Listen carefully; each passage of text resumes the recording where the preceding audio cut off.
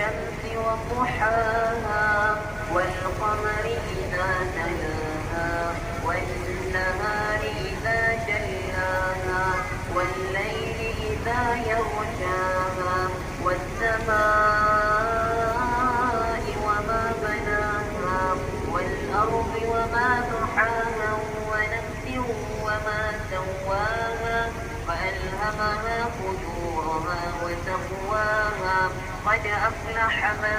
زكاها وقد خاب من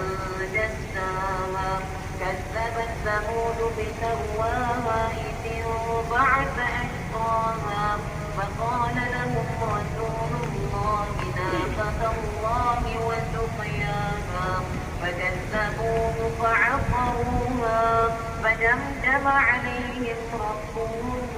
بذنبهم فسواها ولا يخاف